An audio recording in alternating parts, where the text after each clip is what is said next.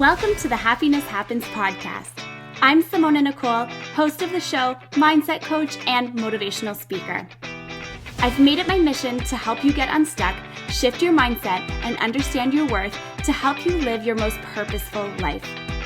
Each week, I will bring you an idea, guest, or a positive thought that will leave you inspired and empowered to win your life. We decide the stories we tell ourselves and where we invest our energy. I'm so grateful you popped in. Now let's dive in.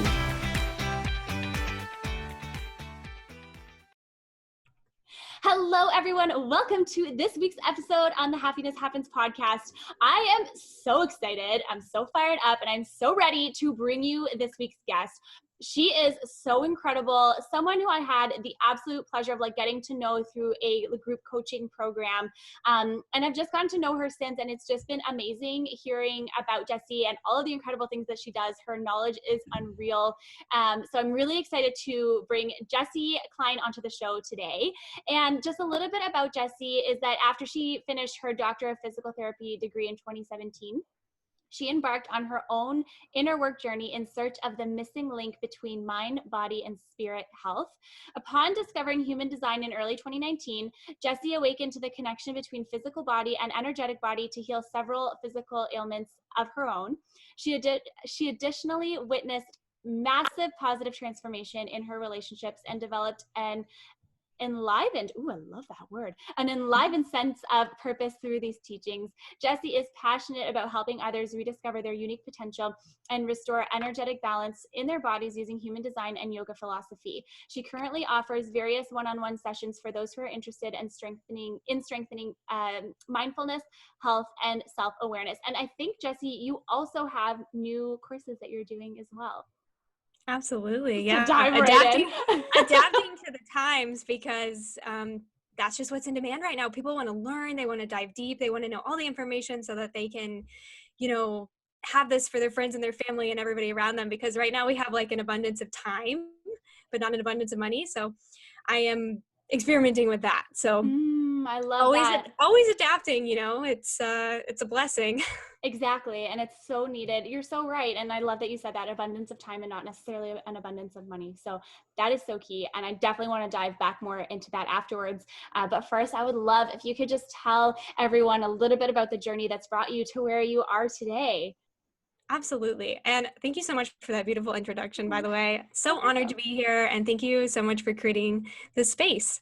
But basically, to go way, way back, I was always a very curious and intellectual child, and always wanted to kind of get down into the details of things and understand why things were the way they were. And I think that a part of the reason for, why I was that way and why I evolved to be what I am today is I have a sister who is a beautiful soul, and she had a lot of medical challenges as a kid. So I kind of saw her go through that. So to me, that motivated me to learn a lot about the human body. And I was obsessed with health and wellness and all that sort of stuff in high school. And I eventually pursued a kinesiology and psychology degree for my undergrad, and then continued on and got my doctorate in physical therapy. Wow. And for me, when I finally left the comforts of academia in 2017, I kind of had a rude awakening. 2017 was that, how people say that, they have one event in their lives, or maybe 1 year in their lives, where it kind of they had a spiritual awakening or it started their spiritual journey. For me, 2017 was definitely that year. I graduated from PT school. I was starting my career. I just done all this school, but I still didn't know quite what setting I wanted to do. I was going through a divorce. I was dealing with several injuries. I just it was a hot mess. But I'm so grateful for it, because I think that it sparked my inner work journey. And around that time, I found yoga philosophy, and I started diving deep into why I believe the things that I believe, why I think the things that I think. I started really, kind of acknowledging my limiting beliefs and doing a lot of untangling with that. And, kind of along my journey, I had the privilege to work in so many different physical therapy settings. I worked everything from working with kids in their homes and lower socioeconomic areas of the city. And then I also worked at a children's hospital where I worked with kids with cancer. And then I also worked in an outpatient clinic where I worked with women primarily postpartum and helped them rehabilitate their pelvic floor. So I had like, basically I got to see so many different things. And through that experience, I kind of had like two big questions. And one was like, why is my career and why is working so much different than being in school? Because I was someone who loved school and, you know, I could sit and study all day long, but to like go out and be a physical therapist all day long was like so exhausting and draining. And like, I felt like I was absorbing so many people's energies like throughout the day. And it was just like so much.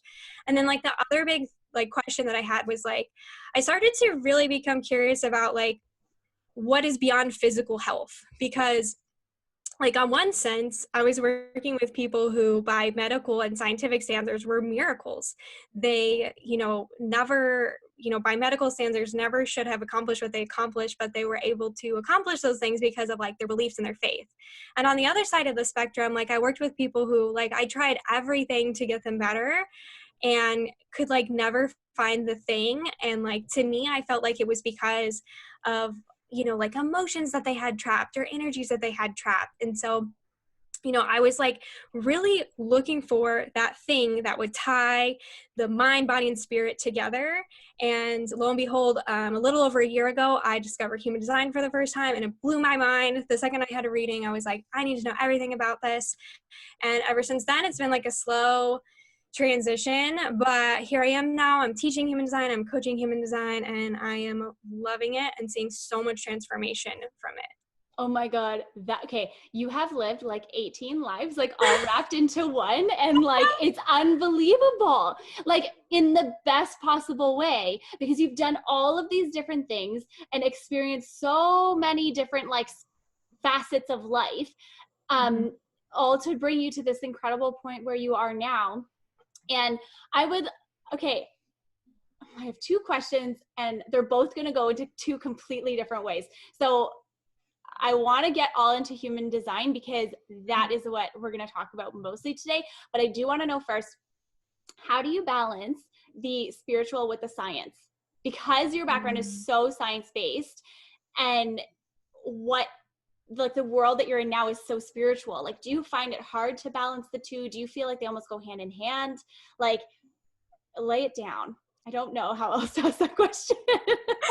I love that question because for me, I was someone who was obsessed with my body so much that I had probably developed an exercise addiction. Like I don't have any other word for it because like I was so obsessed with like physical physique and working out and nutrition that in college, like I exercised at like unhealthy levels, and I like, you know, like counted calories and was like really obsessed. And I was like determined that if my body was perfect, that I was going to be happy. But of course we know that like we never reach that level of perfection, right?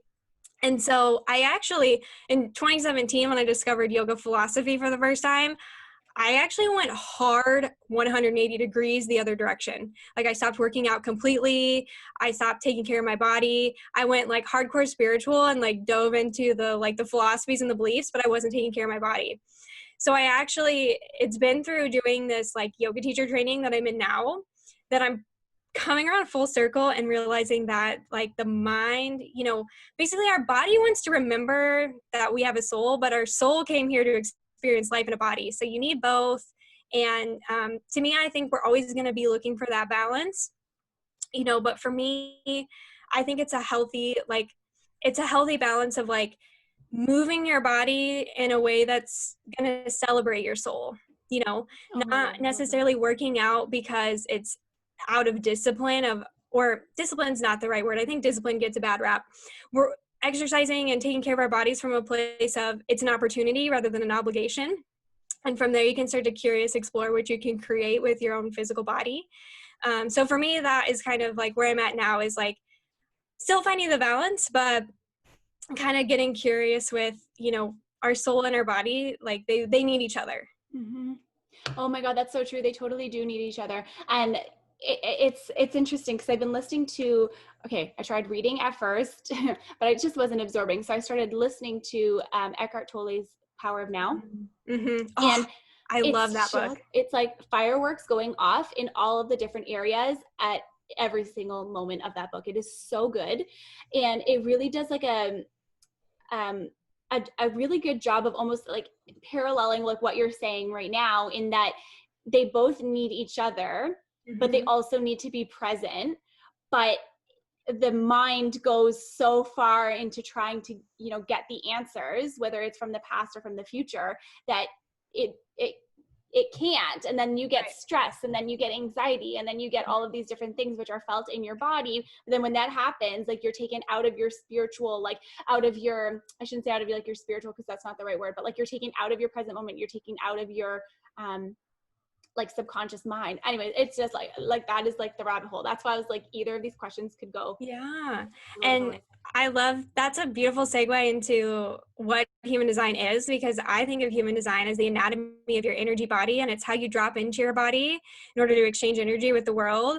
And it's like basically how your soul communicates to you through your body. And so it's also like a combination of a bunch of like esoteric systems and also like modern science. So it basically takes the wisdom of astrology, the I Ching, which is like yin yang, study of yin yang energies, the Kabbalah tree of life, the Hindu chakra system, and it kind of combines them with more modern sciences of quantum physics and biochemistry and genetics to basically form a very unique energetic blueprint of like exactly what gifts you're here to shine and what energetic gifts you have consistently. And then on the flip side, what parts of you are open and receptive to the energies around you, so that you know, like, okay, I'm not designed to have this energy all the time, so I can ask for help. I love that so much. And you were saying with the human design, you were saying that your first experience with human design was getting a reading, but can you like elaborate on like what that looked like? Like what was the reading like? How did you get into it? Like, was it just like a nudge that you had that you're like, yes, I need to do this? Or yes. Oh my gosh, it's such a funny story actually. So my friends Matt and Nash, they're the yoga couple at the yoga couple on Instagram. So they've been my teachers for like ever since I discovered yoga philosophy. Like they were basically the ones who like opened my mind to everything. And they posted about human design and did a little post about all of the 5 energy types. And I read their post and I immediately said, I'm a projector. I need to look this up right away. And so I looked up and I looked it up on one of the sites, you know, and lo and behold, I am a projector. I called it right from the start. But because the information out there is very confusing and, you know, like I said, kind of esoteric and not, some of the languaging is kind of like, I like to say old paradigm languaging. It's not very empowering. So I read it and I kind of put a bookmark in it and didn't really address it immediately. But then I ended up going to Hawaii, where I met Matt Nash for the first time in person on a yoga retreat. And we talked, it got brought up again, and they said, oh, you're a projector. You should talk to our friend Wind. She's also a projector. She would love to talk to you. So we end up going to the beach later that day, and Wind is there, and we chat a little bit, but then she kind of goes off and like is like meditating and doing all this stuff. So long story short, we didn't really get to chat. We start to walk out to the band that we all rode in together.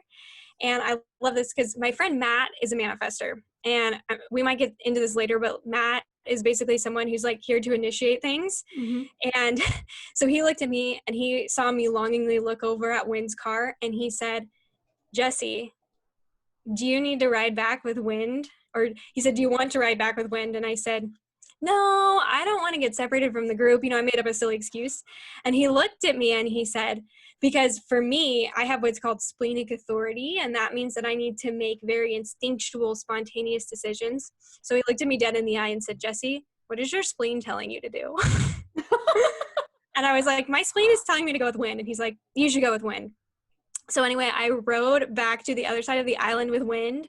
Her partner drove, and she basically did like a 2-hour comprehensive reading with me in the car and like read me like an open book. And from that in that moment, I had never felt more validated in my entire life. And by the way, now Wind is like one of my best friends and we talk every single day. So you never know. To me, that was like one of those moments that changed my life forever. And, you know, you never know when that's going to happen. And it was as simple as me saying yes to an initiation from my manifestor friend to like go and follow my intuition. Oh my God. Which isn't that that's the thing with projectors, right? Is like you're waiting for the invitation. Mm-hmm. Oh my Yeah. God. And so by him saying that, that's like your invitation Yeah. to, okay, I love it. Okay, so what are the 5 different energy types? Mm-hmm. And do they all have the same authority? Like, I know I'm a manifesting generator with emotional authority. Is that true for everybody?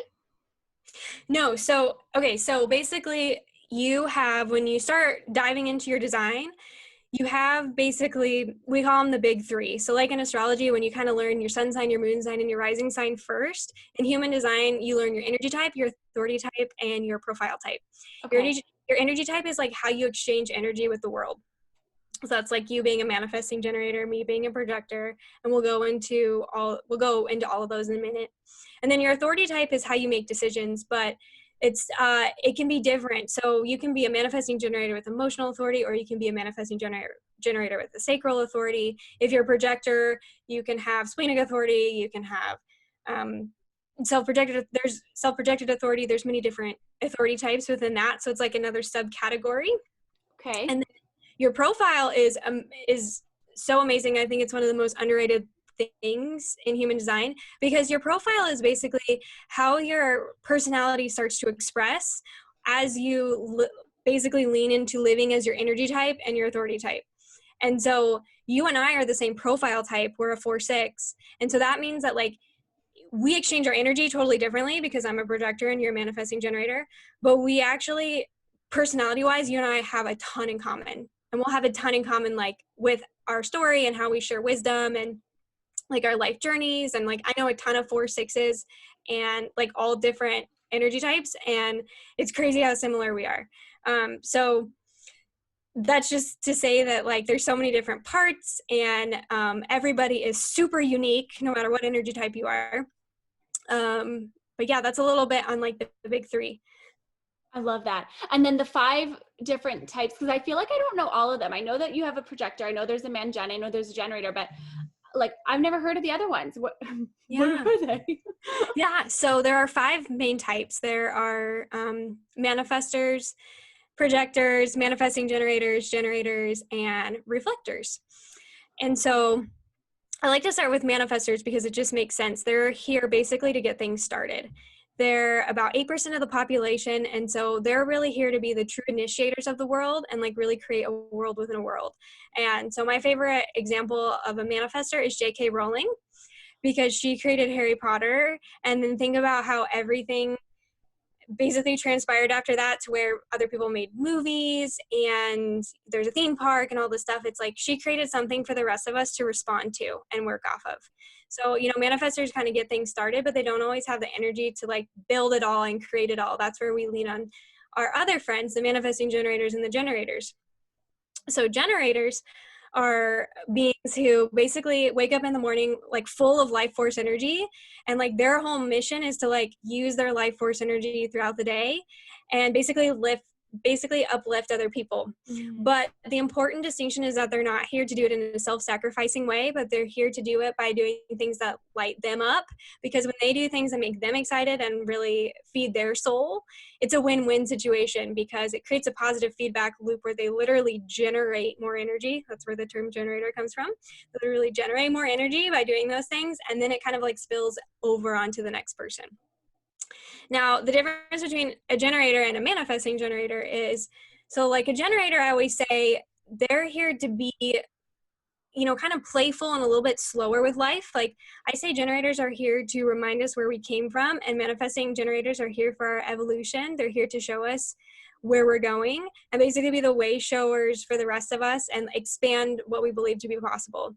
So manifesting generators also wake up with that, like, basically full of life force energy, and they need to do what lights them up. But they also have the ability to basically, the manifestor part of them gives them the ability to like make things happen really, really quickly and bounce between many different things and be multi-passionate, multi-talented. Manifesting generators tend to like do things really fast and like make mistakes and have to go back. But by doing those things, they like create new ways of doing things, right? So that's why they're here for our evolution. So that's kind of like the distinction between the generators and the manifesting generators. Wow. And then projectors are, so I'm a projector, and projectors, we're very interesting beings because we're actually the newest type. So In 1781, they say that's when like the first projectors were born. And the reason for that is we shifted from being ruled by the planet Saturn, which takes 29 years to go around the sun. So our lifespans were an average of 29 years long, and our lives were largely focused on surviving and finding food and finding shelter. We weren't, we weren't so much where we are today, where we're like trying to find our purpose and trying to find happiness and all those things. Well, in 1781, we actually discovered the planet Uranus, and they say that when we discovered Uranus, that we became ruled by Uranus. So now, ironically, Uranus takes 84 years to go around the sun, and that's about what our average lifespan is now. So now with this basically huge expansion in our lifespans, projectors came in basically to be the wise guides and to see things very clearly. So whereas the generators and the manifesting generators are here for what they do, projectors are here for what they see. And so we're kind of like the birds who sit and we watch all the other types kind of like play, and we see things, and we see things in a way that like, hey, this is something that we could do differently. And by doing this differently, it could make everybody else more efficient. We could spend more time playing and less time working. But, if you think like if you're a bird and you try like squawking at all the animals who are down playing, they're going to ignore you because it's annoying. But if you kind of like wait and you like, you make your presence known, but you don't force it, then the animals are going to look up at you, and like, they're going to look up at you when you're ready for your wisdom, basically. And so that's like everybody else inviting you for you to share. So that's a projector. And then I'm mind blown right now. Okay, keep going. Yeah. And then we have our last like little unicorn type is a reflector.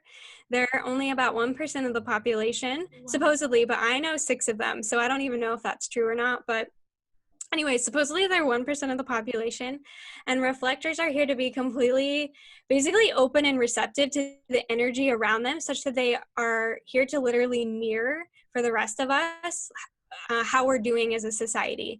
So in a perfect world, a reflector would kind of be in the center of a tribe or, a big group of people, and basically be like the master evaluator of like, what's our health like? What could we do differently? And basically mirror that back to the rest of us. So really my favorite reflector expander is Jordan Younger of the Balanced Blonde. She's super badass entrepreneur. If you don't know her, go check her out. But she basically, like, her whole entire brand is built around health and like showing us what's healthy, and like her journey of healing with Lyme disease. And like, wow. It's really, really cool to see, because she knows she's a reflector, and she talks about it a lot too. It's really cool to see her live authentically as a reflector, but like still be such a badass entrepreneur, because I think a lot of reflectors feel like, I'm so sensitive and I can't do that. They're not very empowered by it. Yeah. But she's doing it in such like an empowered and authentic way. So yeah, that's like a basic overview of all 5. Oh my God. That is incredible. Okay, so if you have all of these different energy types, within that, everyone has like a different authority and a strategy.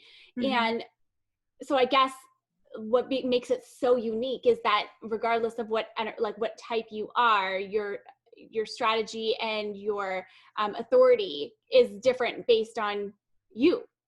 You got it. And there's actually 2 billion different configurations of the human design body graph.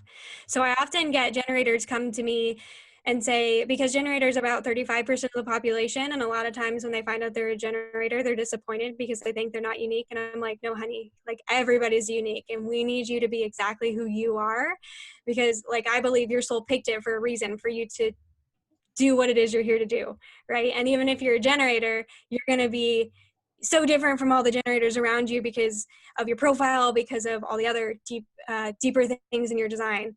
So yeah, that's really cool. That's incredible. And then, okay, if you think about all of the, like, how many different components are there to human design? Like, I don't even know, to be honest. Oh, yeah. I've been studying human design for, a little over a year now, and it goes so deep. And like the deeper I go, the more, I mean, it's like anything else. The deeper you go down the rabbit hole, the more you realize how little you know. I mean, because just off the top of my head, there's energy type, authority type, profile type, there's gates, there's channels, there's centers, there's, the deeper parts of your design, like your digestion type, and there's just so there's arrows, because your you were arrows. Yeah, telling us thank you. about your Yeah. the arrows. And as like a side note, that's one of the courses that you're doing now, Mm-hmm. right? Is your arrows? Yeah, absolutely. I'm currently offering live classes that go through all the profile lines, and I tell it in like a very story-like way, because I think when you hear the whole story of the lines, it helps you understand everybody else's profile and yours a lot better.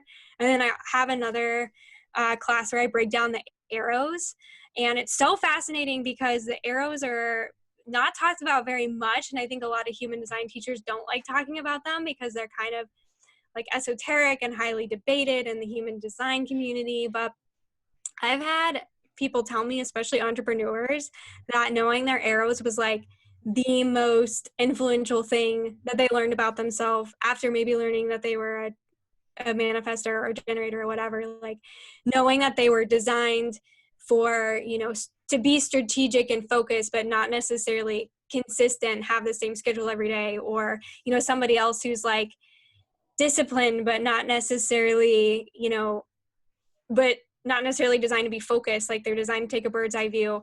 So it's really, really crazy, especially when I talk to women who are like, I feel like I'm wasting my time making this schedule and making myself consistent. And I'm like, no, this is exactly what you're supposed to be doing, because when you actually set up a schedule to make yourself consistent, it frees up your mind to focus on other things.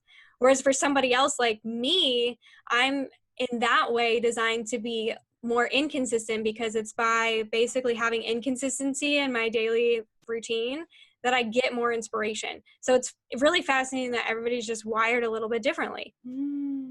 It's so true. And I can attest to this, you guys. Jessie was doing a like presentation, like a pretty much she like taught her course, or I'm sure it was like maybe a part of it. I don't know, because I haven't taken your course that you're offering now, but I was in a mastermind.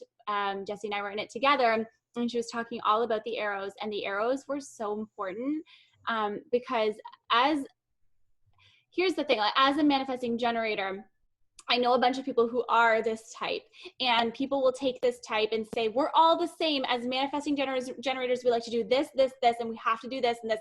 And none of that ever resonated with me. Like, while I like to do things in a very different way, and like the way that I do things is always going to be like unique to the way that I want to do it, as with anybody else, right, and any other exactly. type.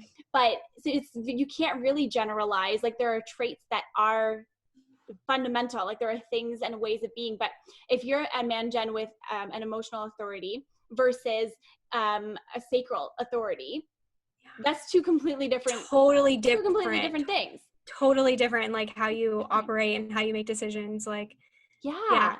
And so by learning about the arrows, it was like amazing, because it made sense why I like to have a morning routine in the morning. Mm-hmm. But why I don't like to plan out every single day what's going to go into that morning routine. And every day it looks different. And I would always like really get hard on myself with that every single day. Like I'd be like, oh my God, like you should be doing this. You should be sitting and meditating, like doing all these things. But no, what I needed was to go outside for a walk in the morning and call that my morning routine, or listen to like an affirmation. So anyway, so by learning the arrows was so powerful, and also giving the like the permission to operate in the way that you do, in the different way that we all uniquely are. So honestly, you guys, if you're into human design, your courses are so accessible, Jessie. And so I really think that you guys need to like dive in and learn about all of this, because it's just so mind-blowing. Like, anyways, I don't know how to explain it. Like, I get so much energy and I get so excited when I talk to you about pretty much anything, but now that we're talking it's you being a manifesting generator, living in your truth and being lit up. But yeah, I often tell people, human design, it doesn't tell you anything you don't already know. It just gives you permission to be who you are, or validation rather. Because we don't need permission, but sometimes we need validation. Totally. Sometimes we need somebody else to see us and tell us that we're doing okay and to keep going. Yeah. And I actually, sometimes like depending on your like life circumstances and things you've experienced and that kind of thing, like you might need that permission too, though. You know what I mean? With the Yeah. side of validation, like you might actually need someone to be like, no, it's okay for you to do this because this is what you're designed to do and how you're like designed to be. I wanted to ask you really quick, and we can go like as far deep into it or as like surface level as you want, but I would love to know like what are the difference between like profile lines and channels and gates, and like Hmm. I guess like what do they mean, like what do they like represent? Yeah. So profile lines, so essentially, if I can explain like how the whole thing works, when you're born, you're basically affected by these tiny particles that are called neutrinos. And they're like always floating around in the air. And depending on where the planets are, what positions they're in, they're going to emit different energies and it's basically different flavor of neutrino. And so the theory is that when you're born, these neutrinos, which are tiny enough to carry mass, but not so tiny. Basically, they can carry mass, but they can also pass through atoms. So Okay. the idea is that like they pass through your cells and they imprint this information on your genetics. That's the theory behind it. Like we have no way of testing that out as of now.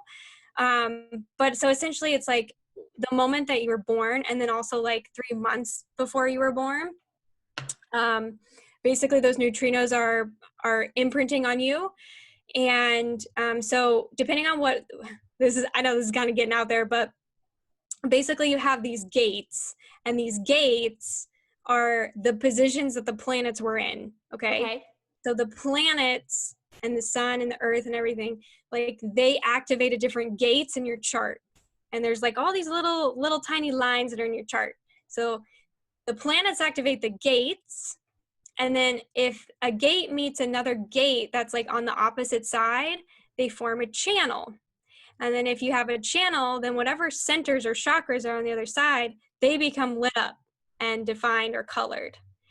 And then depending on which centers you have defined, that's what makes up your energy type and your authority type. And then with each gate, there's 64 different gates, and then there's 6 different subcategories of each gate. So the 6 different subcategories of each gate is how you get your profile. And so Oh my the God. interesting thing about this is that the gates are based off the Chinese I Ching. So there's 64 different energies in the Chinese I Ching. So obviously this is something that's been around for thousands of years. And so I want to quickly pause this interview and tell you about the Handel Group coaches that I've had the honor and privilege of bringing onto the Happiness Happens podcast. With every conversation and interview, I've learned something so impactful and so life-changing. Inner You Life is the online coaching course from Handel Group that gives you the tools to get yourself unstuck, wildly happy, and thriving where it matters most to you. Your relationship to yourself, career, love, body, money, time, and more. From wherever, whenever. Recommended by Hugh Jackman, Dr. Mark Hyman, Forrest Whitaker, Elena Brower, and hundreds more. Taught in MIT, Stanford School of Business, and 50 plus institutes of learning across the world. Visit inneryou.coach and use the code happinesshappens at checkout for $75 off. Now, back to the episode. in the Chinese I Ching, you have 64 different energies, which have 6 different configurations of yin and yang energy. Okay, so that's how we kind of get 6 gates with 6 lines. So if you're hanging with me, we actually have 64 different codons of our DNA with 6 amino acids per codon. So the numbers correspond like exactly correct to our genetics. And so I'll let you process through that for a minute. Okay, if you're listening to this episode only and not watching it on my YouTube channel, I've literally been sitting here with my jaw open for the last 4 minutes, I think, because I'm just so combination like mind blown and like I want to like full send into all of it. Like I'm here for it. You can just keep going because I'm Thank following. you so much, because that's really validating, because I have some amazing human design teachers who are incredible, but a lot of times people say, you know, clients don't really want to know how it works. They just want to be told about them and who they are. But maybe it's just who I am and who I attract, because I have that scientific physical therapy Yeah. science brain.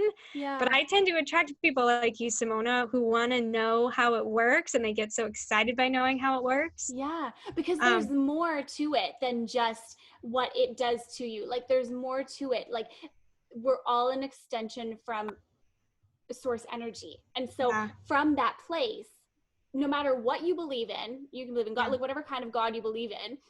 Yeah. We all come from that same place. And then we all go back to that same place. And what happens in between all of that, in how when you were born, like we think that when we're born it's just like, okay, I'm gonna have a baby, like whatever, it's gonna be fine, but there are so many factors to creating you in your unique way as you are. And I remember, Jessie, I'll never forget this. Someone told me once when I was younger, because my mom used to tell us all the time, like, you guys are all unique, you're so unique, you're your own, like you're unique. And I think I had said that to someone. I was like, but I'm really unique, like my name's Simona and I'm unique. And they're like, we're all the same. And I was like, oh, that's terrible. Okay, that stuck with me from like childhood. Anyways, but I don't believe that. Like everyone is so different.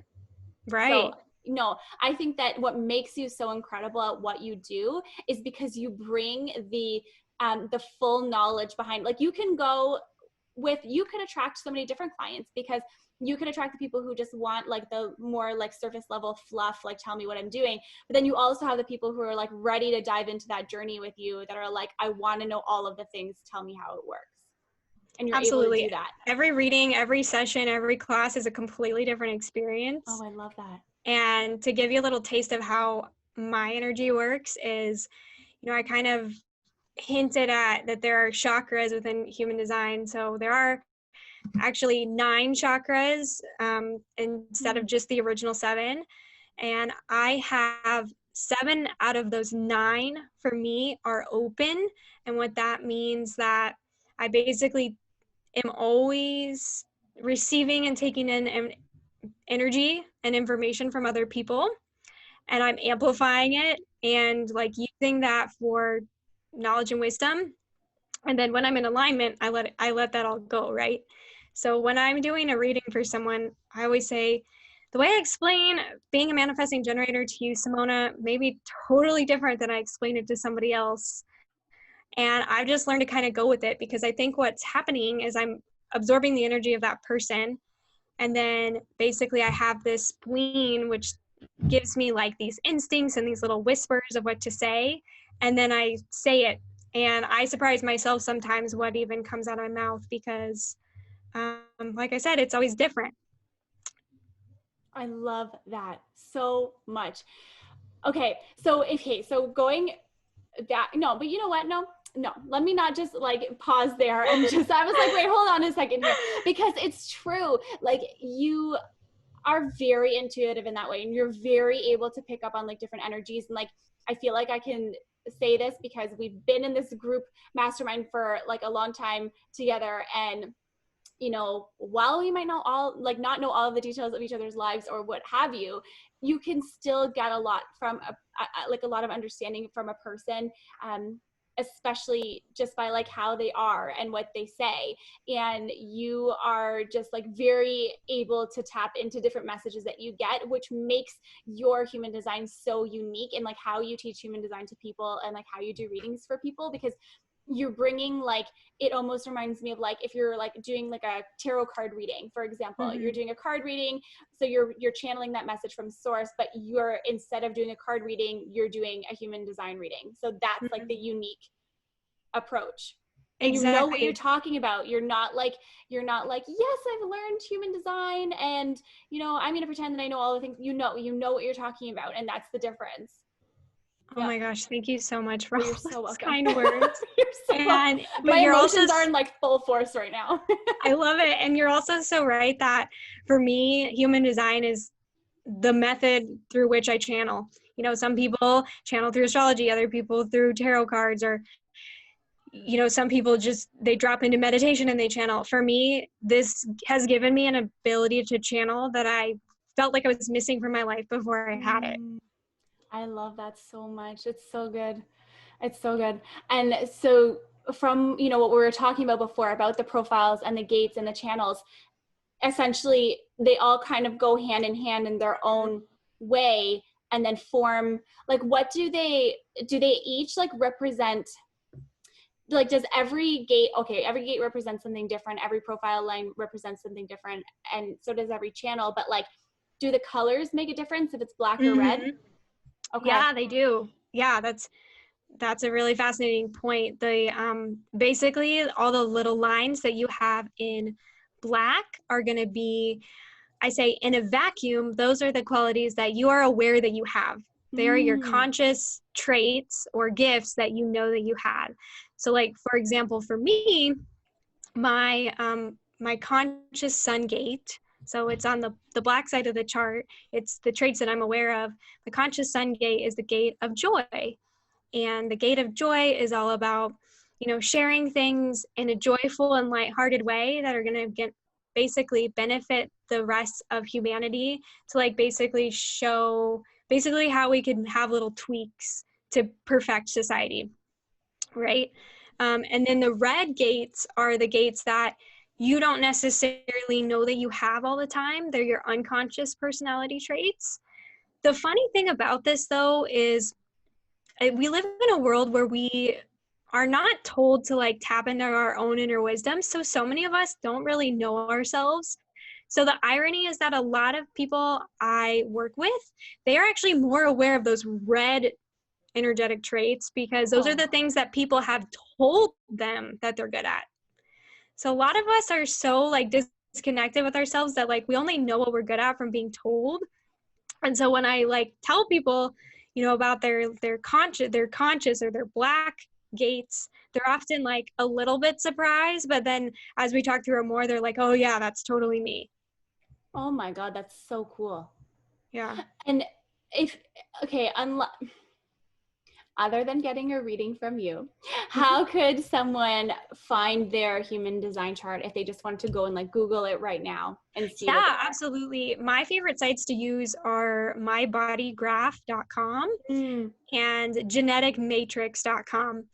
You can also look up Jovian Archive. They're the first ones that come up on Google. Yeah. But I tend to find that My Body Graph and Genetic Matrix are a little more accurate. I've had troubles with Jovian Archive. They do this weird time conversion thing. So I generally recommend My Body Graph.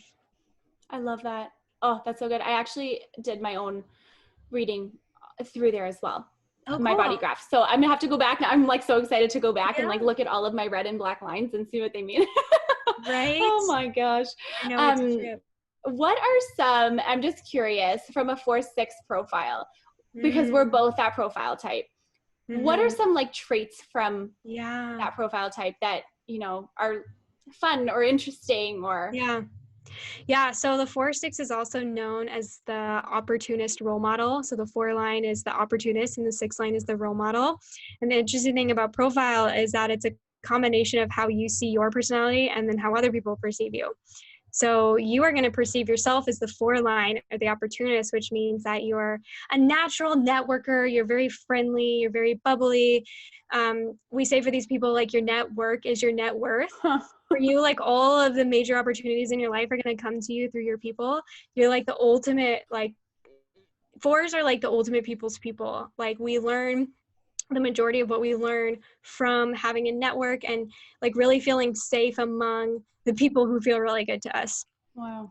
And then as a 6 line, as a role model, you know, it's interesting because as a 4-6, it's like, I see myself as a networker, but other people are always telling me that I'm a role model that they look up to. And I don't even really see that in myself, right? So as a 6 line, you know, we kind of, when we're little kids, we already have this innate wisdom. But we spend the first 30 years of our lives up until our Saturn return experimenting with life and trying to almost like figure out what it means to be wise or what it means to, you know, live this life that we're living, because there's something about a 6 line where you're born with wisdom, but you kind of forget it and you have to remember it along the way. So first 30 years of life, you're kind of like experimenting, you know, making mistakes, even though I believe mistakes are not really mistakes. They're just the opportunities to see the paths that didn't work. But basically you're learning a lot through trial and error. And then around your Saturn return, you feel this like deep calling to go within and integrate all the wisdom that you gained from the first 30 years of life. And usually around that time, like it's really focused on like settling down with a family, and like you likely kind of found your calling. So you're building that up. But you're kind of during that time, you're a lot more self-focused. And then around age 50, you reemerge into the world as this like full embodied role model. And the magic about being a 6-line or being a role model is that it's less about having like a message necessarily, and less about like feeling like you have to tell people what to do. And it's more about just embodying it and being it. Like I get a lot of 6-lines asking me like how they can share their message, and I'm like, just be it and people will follow. That's the beautiful thing about being a role model. And so with being a 4/6, it's this beautiful balance of like, because you have that networking side of you that loves connections and loves being in the center of your tribe, you have this role model side of you, your life becomes this like basically this lesson of learning that wisdom comes from the heart and not from the head. Oh my God. That was like all of the validation and also just very eye-opening all at the same time. Like two things that I never would have imagined for myself, but I can see it when you say it. You know what I mean? Like I can think back to like specific instances, and it's kind of, in some kind of case, it's like, it's interesting hearing this stuff said back to you about like your own self, because you don't want to take it from like a place of ego. Do you know what I mean? Right. Like, right? And it's like, thanks, but okay. Like, yeah. like, thanks, but yeah, honestly, this it's crazy. And honestly, Jessie, I think I need to have you back on the podcast, because there's so many other things that we can dive into and talk about, and we can do like specific conversations about specific things. And I'm just floored at like how quickly the time has flown by. And so I would love to end by asking you a question that I ask all of my guests when they come on the show. And it's, how can you create a little more happiness in your day, every day, starting today? Yeah, it's funny because like for me, building happiness has definitely been a journey. I know I shared kind of like my journey at the beginning, but for me, like I would say creating happiness, it's actually less about, for me, it's less about creating and more about the process of like unbecoming all the things that we are not, so that we can remember who we actually are, because like when we live as true, authentic reflections of ourselves, like we remember that joy and happiness and bliss are like already our natural states of being, and basically like a natural consequence of deconditioning and getting rid of everything that's not us is like you'll just kind of naturally and spontaneously come and happen upon happiness. If that makes sense. Okay, can we just like mic drop the whole episode? Like, okay. That was incredible. I am obsessed, and I would love to know, actually I would love for you to share with our audience where they can find you, because I know they're going to want to learn more. Yeah, so my biggest platform is definitely Instagram. So you can find me at Joyfully Human. And then I do have a website. It's joyfullyhuman.online. I love it. Thank you. Jessie, thank you so much for coming on today. This was so fun. You're welcome. Thank you so much for having me. It's always a pleasure to talk to you. And I always like am buzzing from your manifesting generator energy afterwards. It's like, I'm going to go run a marathon after this. I know, right? I'm like, what can we do? No, I know. It's like 9:00 p.m. here. I'm like, it's dark out. I can't even go outside. So much energy. Oh my gosh. Thank you so much, Jessie. No, this was so fun. And thank you so much, everybody, for tuning into today's episode on the podcast. I hope that you're so inspired. I hope that you're so excited to learn more about human design. I hope that you go and check Jessie out, and I hope you go and check out her courses, because I'm telling you guys, this stuff is like the real deal. Like it changes your life. It changes your perspective. It changes how you work, how you live, everything about what you do. And it's important to, I think anyways, you're here and listening to this episode because you want to change something in your life. You want to get a different perspective. You want to learn something new, and this is the way to do it. So thank you so much, you guys, for tuning into this week's episode. And remember that happiness happens when you're least expecting it. Thanks so much for being here today. I hope these words have brought you inspiration, insight, and a bit more happiness. Please leave a comment or a review if this episode resonates with you. I would be so grateful. Until next time, remember that happiness happens when you're least expecting it.